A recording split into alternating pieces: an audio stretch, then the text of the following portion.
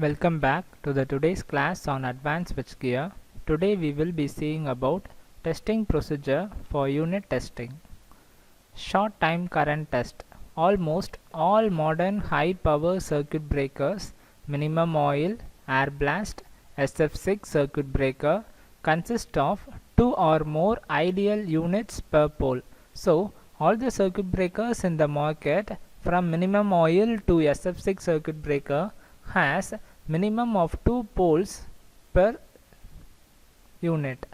This interrupter operates simultaneously and share the voltage across pole almost equally. So the 2 units per pole will operate simultaneously and share the voltage equally across the poles.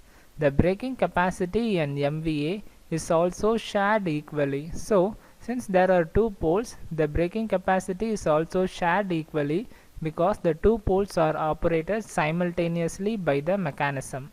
Hence, test on one unit can be accepted as a proof for all units. Such test is called unit testing. So, while testing the circuit breaker, a test on a single pole can be accepted for the test on other poles also.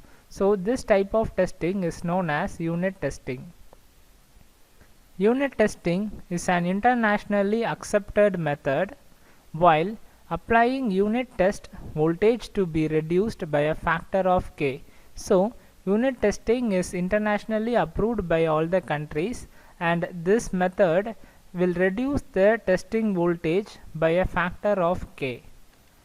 All the impedance should be reduced by the same factor K in order to have test voltage across the unit same as that following operation. So the impedance across the test voltage is also reduced by the same factor K, and this reduction in the same factor by on the impedance will affect the test voltage, and so the test voltage can also be reduced, so that the units can be tested easily by the testing laboratories, where K is equal to 1 by N, where one unit is tested together, where N is the number of units. Here you can see K, that is the reduction factor K, is equal to 1 by N, where N is the number of units per pole in the circuit breaker being tested. For instance, consider 3-pole 20 kV circuit breaker with 3 units per pole is tested.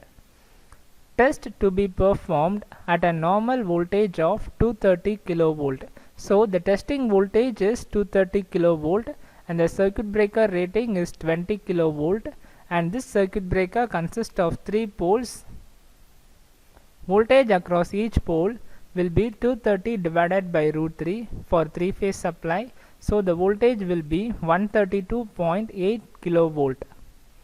Voltage required for testing one unit is K is equal to 1 by N. We know that N is the number of poles, so we know there are 3 units per pole, so we are going to substitute 3, and the voltage across the each pole is 132.8 kV, so we are supplying that one also.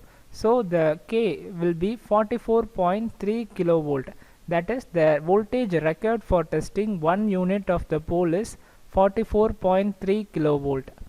Also, inductance and capacitance in circuit should be reduced to have same frequency as that of direct testing.